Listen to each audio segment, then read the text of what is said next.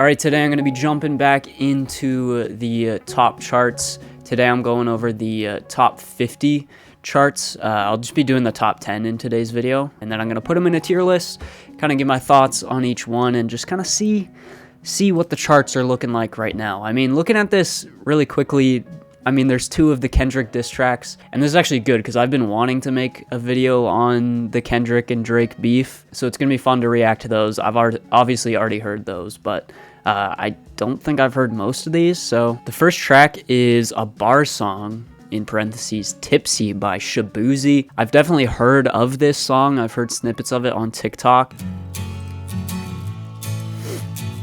Okay. Oh, crap. My baby born a Birkin. She's been telling me all night long. One, here comes the two to the three to the four. Tell them bring another round, we need plenty more. Two stepping on the table, she don't need a dance floor. Okay. Everybody at the bar, the dance gotta hit. You know, I actually like the song at its core. Like, I like the melody here. I think it's just like a feel-good bar song, you know? But man, the production is just so blown out to the point where it's pretty rough to listen to this on a good pair of headphones. You know, I imagine this sounds better just like playing out of some crappy speaker at a bar, but that production is just so blown out, and I just wish there was a little bit more detail and nuance to the mix here. But yeah, like at its core, it's not terrible, you know? Like, I like the little violin that comes in. I just wish I could hear it a little bit better. There's so much like extra noise in this track that I feel like they're going for like a really lively and in-person feel with like all those group vocals and stuff, but it's a little bit too much for me. I wish it was a little bit more stripped back. These want some more. Oh my. I don't hate this though, like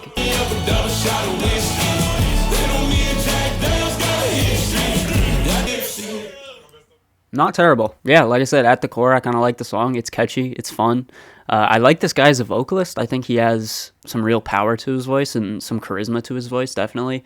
It's obviously that kind of stomp and holler, really generic, bland, country folk kind of stuff. But I don't know. I think the vocals do a lot here to kind of save it. And again, I just wish the production was a little bit more stripped back and not so overblown in my ears, because it is a little bit headache-inducing. But like I said, at its core, not terrible, honestly. You can do a lot worse when it comes to that kind of a bar song, you know?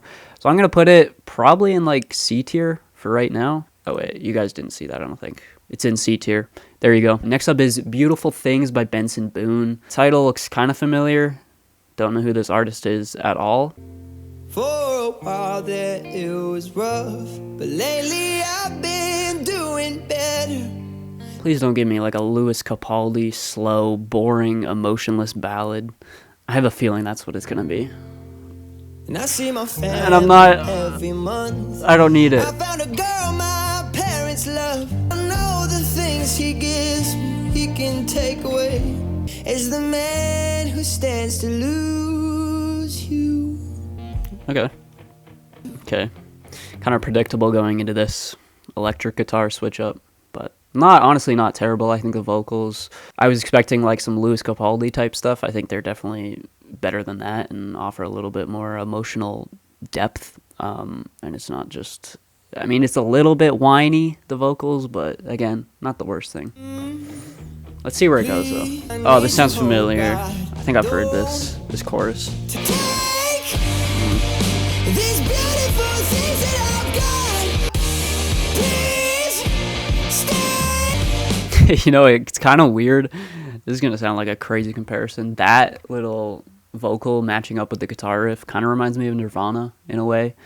I mean, I wouldn't be surprised if he's taking influence there. But yeah, I don't love this chorus. I think it's a little bit too whiny for my liking, and the guitars are just a little bit too crunched out, and they don't really, that tone itself is it's just lacking something, you know? It's just a little bit flat. Things that I've got. Okay.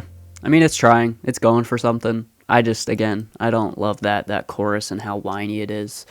I think the guitars themselves are just a little bit too crunched out for my liking. And again, I feel like I've heard that song a billion times, just kind of your generic 4-chord, freaking emotionless, ballad. I mean, it's not the worst one of those that I've heard. Again, you can do a lot worse. You can have Louis Capaldi singing, which is just like death to my ears. So yeah, it's not the worst thing I've ever heard, but definitely just kind of emotionless, bland, and I don't know. It's just not really for me. Next up, we got Too Sweet by Hozier. I've actually been meaning to listen to this album. I haven't heard anything from it, so. Okay, interesting guitar sound. Kind of a mixed fi drum beat is too. It's not like super clean and touched up. Good melody there.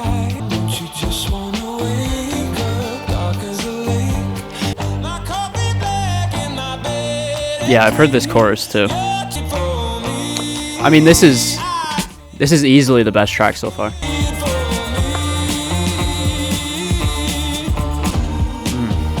Good. Oh, love that bass tone. Stylistically, it kind of reminds me of, what's that song called? Like Sweater Weather, I think it's called, by The Neighborhood. I don't know, something about that guitar just kind of reminds me of that. And it's probably that vocal processing too. Seems like a very similar kind of vocal effect. This little like pre-chorus, I love the melody here.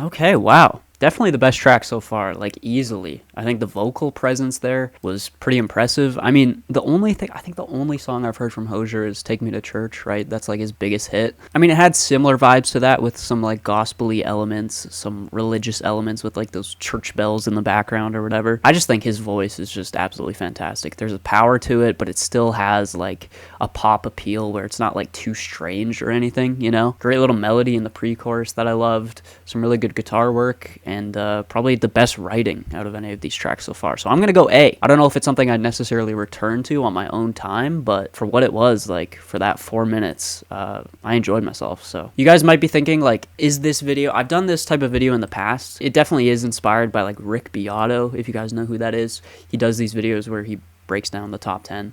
But I really hate... More so like the comments on his videos, it's just a bunch of old people just like ragging on how there's no good music coming out today, or at least there's nothing redeemable about the top 10, you know? And I kind of want to do it. I want to do a similar video to that, but I want to come at it with a little bit more of an open mind, you know? Because as we saw right there, there is good stuff in the top 50. I mean, it might be the exception to the rule most of the time, but there is good stuff. It's not all terrible like his comment section, and even sometimes him would lead you to believe. So yeah, let's keep going. Next up, we got $1 Million Baby. I've heard snippets of this on TikTok, and honestly, I want to hate this song.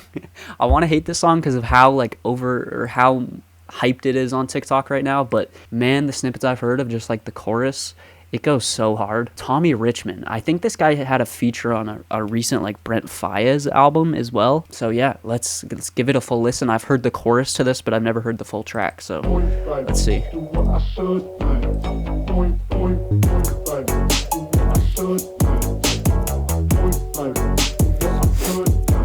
That snare is so good.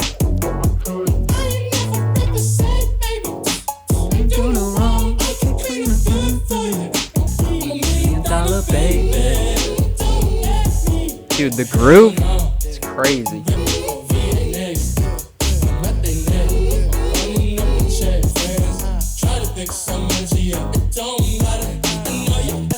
Dude, the chords on this track are so good too. Just those stabs.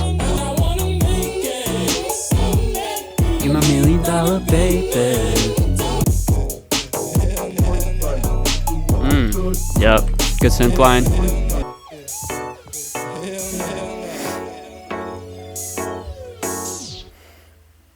Yeah, it's fantastic. It's amazing. I was worried that maybe the verses weren't going to live up to how good that chorus is, but no, it's pretty freaking good. It's pretty freaking solid. Man, just the groove on that, the punch to the drums, such an infectious chorus.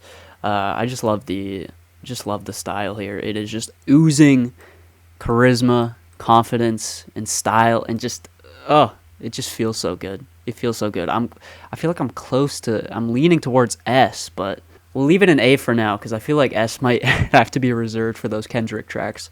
But yeah, that's fantastic. That is I love seeing something like this up on the charts because yeah, it's just got such swag and just confidence to it, and the production is fantastic. The vocals are infectious as well. Like, they don't really feel like they're the forefront of the track. It's more so just the general vibe and aesthetic itself, but the vocals, for what they are pretty solid as well. Yeah, I like how it's short and sweet too. It just gets in, gives you this short burst of dopamine, and then just gets out, you know? All right, next track is one that I have no idea what it is. I've never even heard of this. Gotta Only by Floy, Menor, and Chris MJ? We're going reggaeton, are we? Oh no. I see that they're saying TikTok up here. Oh no.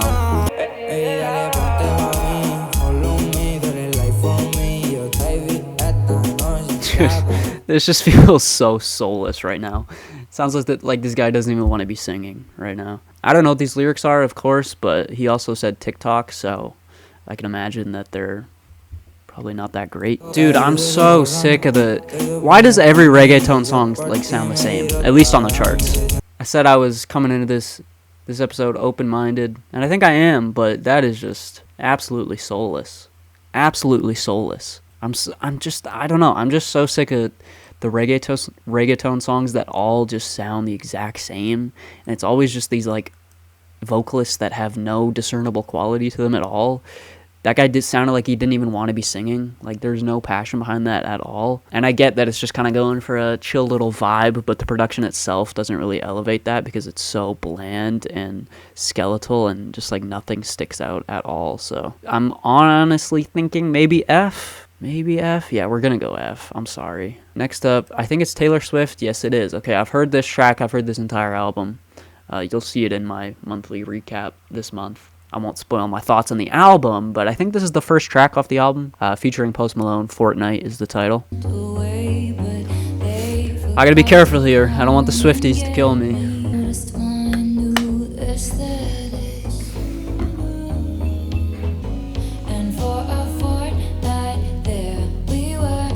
I gotta say, I really do love the chord progression on this track. It gives this really nostalgic, because it feels kind of 80s nostalgic, but melancholy feel, of course. And something about the way it's executed with just this very minimal production, it kind of works for me. This is one of the few tracks on the album where the production actually works really well for me. No, I enjoyed that more than I think I did the first time. There's something about that melody and that chord progression that almost brings me to tears in a weird way. I think if the production itself was I feel like if the track just had a bit more life to it, maybe that would actually make me tear up, you know. But it gets a little bit stale throughout the runtime of the track. I find myself just kind of bored of it, you know. Not terrible. There's some corny lines in here, but honestly, not the worst writing on the album. I think it's probably actually one of the better tracks on the album. I think Post Malone does a decent job too, kind of just serving as a nice little texture as well, a vocal texture. Yeah, I think we'll go C, close to B, but I'm feeling C. Not the worst thing I've ever heard, but it just kind of feels too safe for Taylor. I really wish she would just kind of go back to what she was doing on Folklore. I think that is easily her best record, and I doubt she's gonna go back there. But dude, I keep not switching the screen. But yeah. Taylor's going in C. I Like the Way You Kiss Me. I believe this is a TikTok song. Yes, it is. Okay, I've heard part of this, I think, on TikTok, of course. I'm actually surprised this is so high on the list. I didn't think people were actually, listening to this. So, let's see. Maybe it's got something cool to offer. I like the way you kiss me. I can tell you miss me. I can tell it is. I'm on the case. You take the heat and with such grace. Trying to be romantic. I hit it from the back just so you don't get attached. I like the way you kiss me. I can tell you miss me. I can tell it is.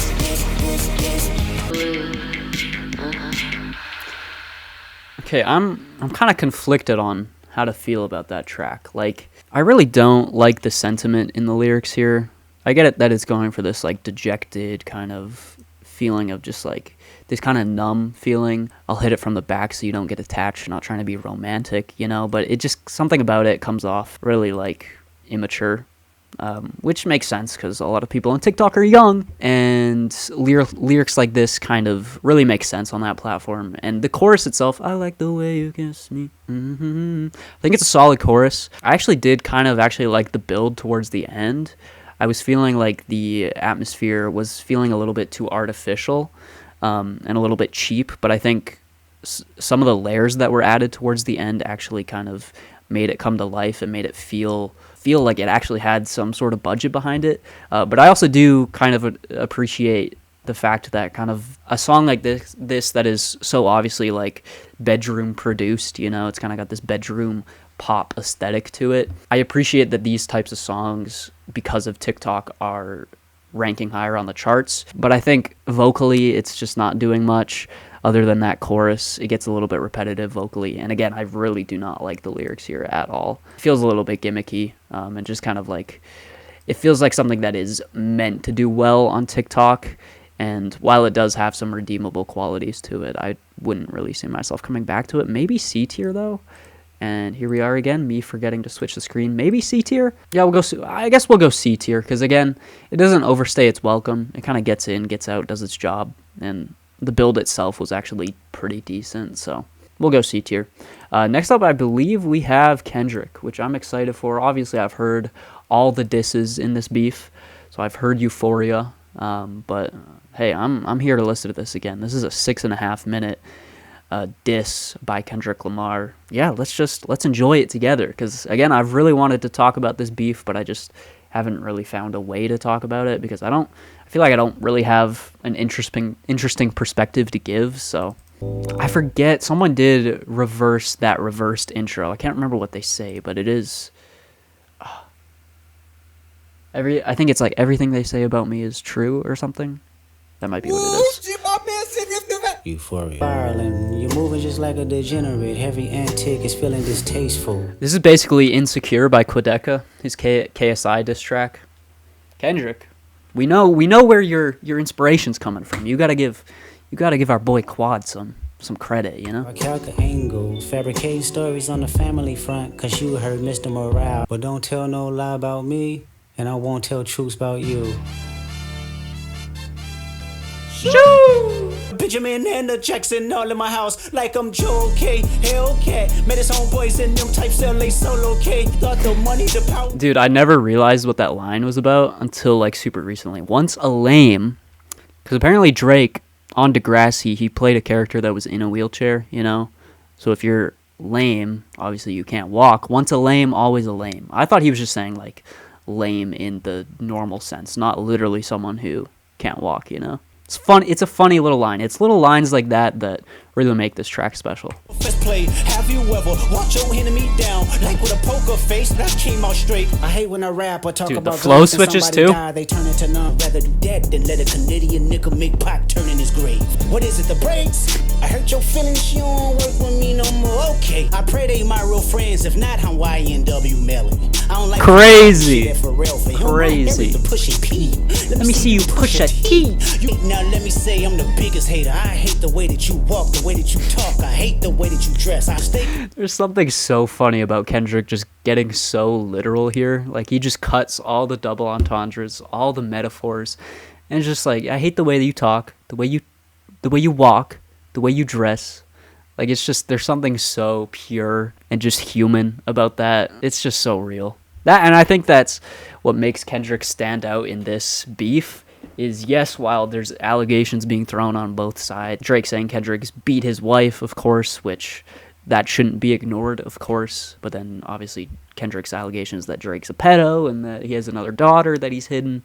We don't know how much of either of the sides are telling the truth, you know. The fact that Kendrick is just doing this in such a more entertaining and fun way than Drake is what makes his track stand out for me. Yeah, he's just having so much fun, but there's also so much hatred here at the same time. Like, especially with Meet the Grahams, you know? But this track itself is a little bit more fun. So many memorable little like vocal inflections and bars. It's so good. I like Drake with the melodies. I don't like Drake when he act tough. One headshot for the year. You better walk around like Daft Punk. Remember, this Yachty can't give you no swag neither. I don't give a fuck about who you hanging with. Yachty just catching strays. The way that you see success, everything with me is blessed. Keep making me dance, waving my hand, and it won't be no threat. When I see you stand by sexy red, I believe you see two bad bitches. I believe you don't like women. It's real competition. You might pop ass with them. That's whole shit. I got a son to raise, but I can see you don't know nothing about that. V1, it's 1v20 if I gotta smack niggas that right with you. Run to America to imitate heritage. They can't imitate this violent. Someone go bleed. Here are the samples coming back in there. New Hog King eating fried rice with a dip sauce and a blammy crody. Tell you, if you take it there, I'm taking it further. Psst, that's something you don't wanna do. We don't wanna hear you say nigga no more. Stop. It's so good. It's so good. So yeah, obviously as a diss, it's fantastic, but even just as a song itself, it's just so much fun. All the beat switches, that kind of fake out ending. Kendrick is just at the top of his game when it comes to like the flow switches, the hilarious vocal inflections. I just feel like Kendrick understands so much, like especially when it comes to like a diss track, the more just like blunt you are, the better, you know? Obviously there's double entendres here, there's bars with a bunch of meaning, but like if you just have a bar that just like tells it how it is and just like cuts through, that's really what hits the hardest, you know? There's just so many funny lines on this too. Like the sexy red line. I remember listening to this for the first time and like it's rare that a track can get like a genuine laugh out loud from me, you know? But that track did it multiple times. Especially when he says, I hate when you say the N-word. It doesn't even have to be deep. Some shit's cringe, I guess, I think is what he says. Like that part, so funny. And just like the ending, we don't want to hear you say no more. It's hilarious. Speaking of diss tracks, we got another one, Not Like Us.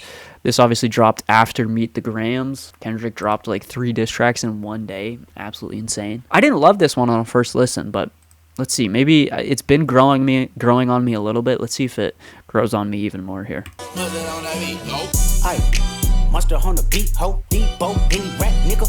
I mean, it's such a good beat. It's insane. Mustard killed it. Sometimes you gotta pop out and show niggas. Certified boogeyman, I'm the one that up to score with them, Drake. I hear you like I'm young. You better not ever go to cell block 1. Crazy. Bitch that talk certified lover boys, certified pedophiles. Wop, wop, wop, wop. Strike a chord and it's probably A minor. Like us, they not like us.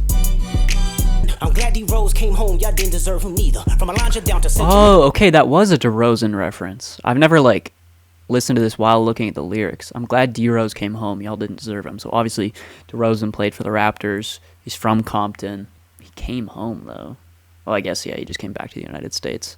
And there's obviously the whole angle on this track of Kendrick calling Drake like a colonizer and stuff, you know, which is just kind of hilarious and kind of true. So that kind of ties back to that too. That's the pot, ay. Put the roll label on me, I'ma get them dropped, ay. Sweet chin music and I won't pass the ox. Let me hear you say OV-ho. Say OV-ho. OV-ho. Then step that way. That beat is crazy. The strings, the little piano in there, do. It gives this sense of fun. Obviously, it's something that could be played in the club, and people are playing it in the club, which is also hilarious. Like Drake is known for those types of songs, and then Kendrick's just like, okay, let me just drop one of those right now too. I can do it too, and I can probably do it better than you. And he showed that he can right here. Yeah, this track it's just so much fun. So much fun. There's some moments where I think, like especially when he says they not like us, that little section, I don't know, it feels a little bit filler, like it's not really needed. And then even the outro runs a little bit long for my liking, but the OV-ho chants are absolutely hilarious. This is just like Kendrick dancing on this dude's grave. It's so funny. It's so funny. I don't think it's as good as Euphoria, so I'm going to put it in the A tier. Let's move Hozier down, actually. I think this looks a bit better. I don't think he's quite on this level. Maybe even this, but I don't know. We'll keep it there for now. Yeah, not the strongest out of the Kendrick diss tracks, in my opinion, but just still so much fun. Let's keep going on to the last one, Sabrina Carpenter, Espresso. is the title. I've heard snippets of this, I think, as well, probably on TikTok. I actually recently just reviewed her album. I think it's called Emails I Can't Send. I didn't love that album, if I'm being honest. There were some moments that I thought her humor really came through and kind of stole the show, but for the most part, it was kind of just too bland for my liking. So let's see if that's still the case here, or if this offers something a little bit more interesting.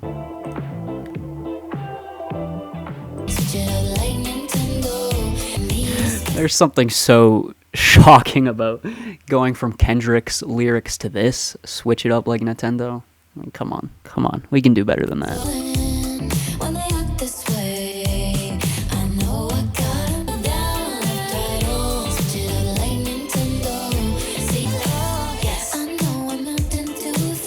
What is this product placement? Why? I know I Mountain Dew it for you. Is this sponsored by Mountain? What is going on? That's such a... I'm sorry, I hate that line. Why?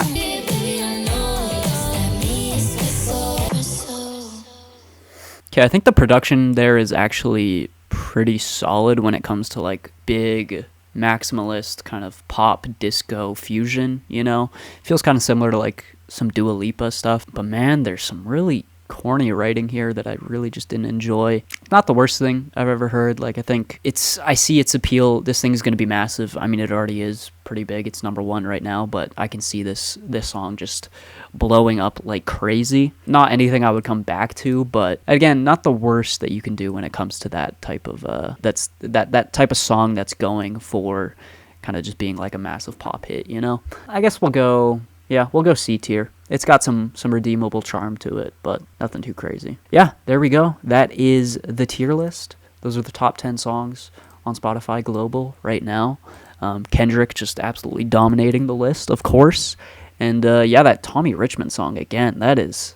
The groove on that is absolutely insane. So, some decent stuff here, some stuff that I really did not enjoy at all, but there you go. Those are my thoughts. Let me know your thoughts down below. Let me know if you disagree with anything. Make sure to leave a like, subscribe, go join the Patreon if you want to see some uncut album reactions. And I'll see you guys in the next video. Peace out.